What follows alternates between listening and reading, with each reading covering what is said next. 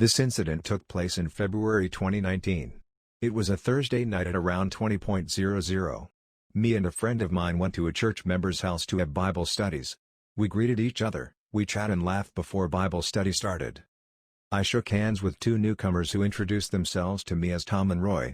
Sometimes I've seen Tom in church, but it was my first time seeing Roy. Roy was very chatty and friendly to me, but I never thought of it as anything unusual. During our Bible study, I sat by the window and listened to Roy sharing his knowledge about God. His testimony impressed me a lot. I peeped through the window and my eye caught some creepy old man looking right at me. He wore a green jumper and brown trousers.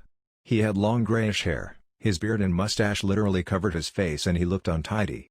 I became a little uncomfortable, so I turned my face away from the window. Who wouldn't? The Bible study was finished, so we joined hands together and prayed to God for His protection.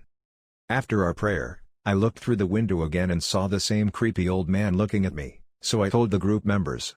Two members looked through the window, but they saw no one out there. Roy asked if he could walk with me to the bus stop. I was glad for his company, being that creepy old man was out there. Roy and I walked to the bus stop. He proposed that we take a shortcut through an unlit alleyway. "Are you serious?" I asked. "I'm not walking through that hideous path." "Come on," he replied, "it is a shortcut to the bus stop."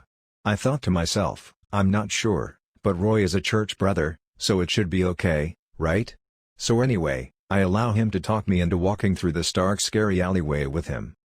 As we walked through this dark creepy alleyway, I noticed he said he liked me and grabbed my arms. I shouted for help, but my voice just echoed into the starry sky. I heard a voice saying, "Let her go in Jesus' name." I pulled my arm away from him and he ran off towards the main street. I swung around and saw a black figure person just standing there.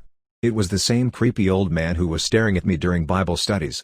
He said that he was an angel of God and his assignment was to protect me from Roy. That's one strange-looking angel, I thought to myself, but I was glad he showed up.